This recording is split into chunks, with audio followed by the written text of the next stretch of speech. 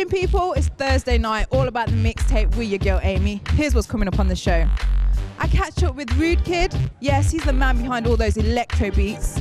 Then I'm on the set for the new video for the Cray Twins. It's called Some Boy. Don't go nowhere.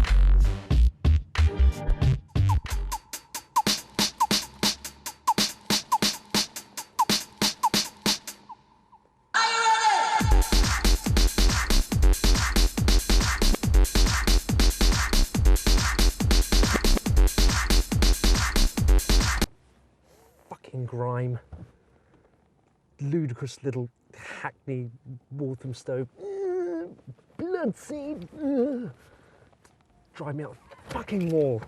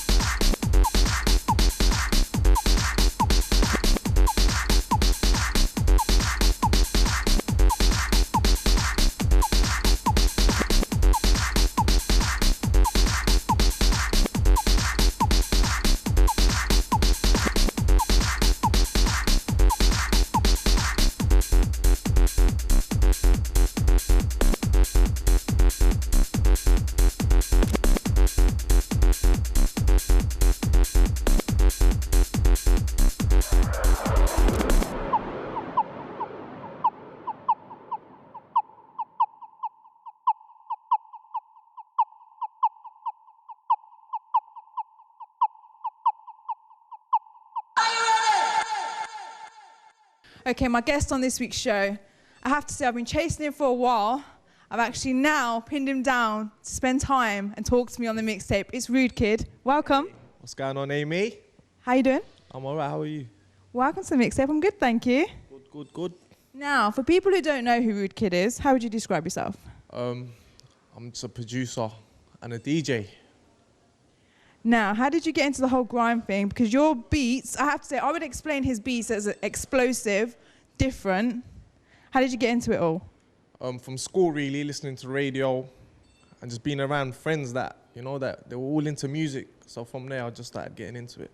But how do you decide, because obviously when people think of grime, they always want to do like want to be rappers but you've come in as a producer. So how did you decide what you want to do? I used to hear tunes by Wiley and Jammer, and I always wanted to make beats like them. Like, you know, if you go into a party and everyone's going mad over one instrumental, I wanted to be the guy that people go mad for, like the beat. So I just started doing my thing. I have to say though, they do actually kind of go crazy. Your beats are crazy. Yeah, they are. Like, the first time I heard my song in a club, people were going mad and it was a good feeling. Now it's just, I'm used to it now, so. Describe that feeling though. It's like energetic, like, cause I look around and when everyone's jumping around, it's just a buzzing feeling. So yeah, that just makes me want to make more music. Now the names of your tracks. Yeah. How do you come up with them? Because obviously I've heard this numerous times, but please tell us. I know a lot of people ask me this question. It's like whatever I see. Like today I'm with Amy, yeah. So if I went home, I might make a beat called Amy. You never know. Oh, please do it. No, I'm not gonna do that. But yeah. Why would you say that? Like, that's just out of order. No, if I saw like your jumper now, I'll just make a beat called Jumper because I saw the jumper. That's crazy. Whatever I see on my desk, I'll call it that because I can't think of names. Okay, so like if you're sitting there and the microphone's there, it'd be like microphone, yeah? Yeah, I'll call it microphone. That's what I'll call it. Like, I've got a tune called Dentist. I came back from the dentist and I just called it that. Isn't that mad? I have to say that's kind of crazy. So what have you been up to lately? I've had my CD out. Are You Ready? The instrumental CD. That was out nationwide. And then after that, I had another EP out.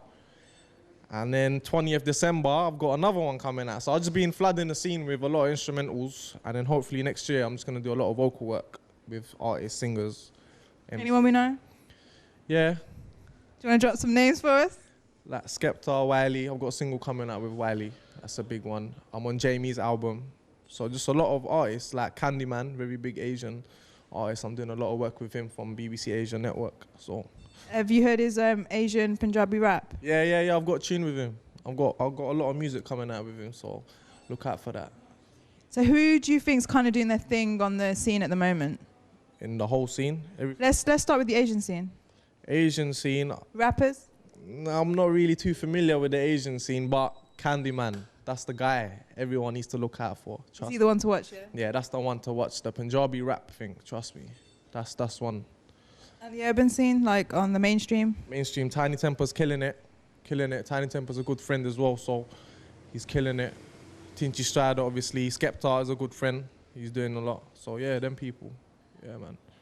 So would you, you know, like how everyone's kind of come out, like Chipmunk came out with his whole grime sound first, and then Dizzy came out with his grime sound. Yeah. Would you say that you've come out with your whole, as a grime producer, would you say that you'd probably change along the way and maybe go more pop?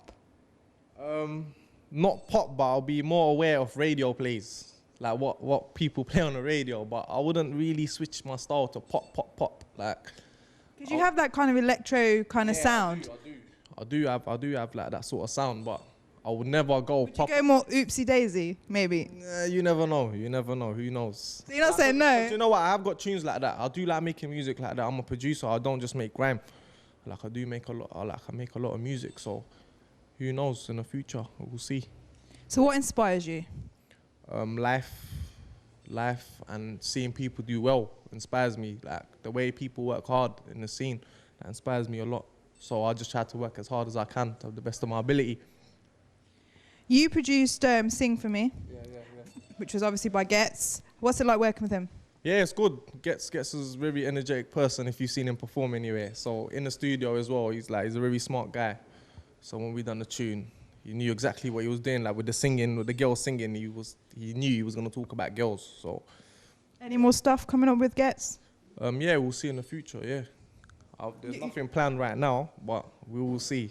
You're being really shady. I'm not. Are you being kind of like, yeah, you know, this is coming up, but you know. Do you want me to stop being shady?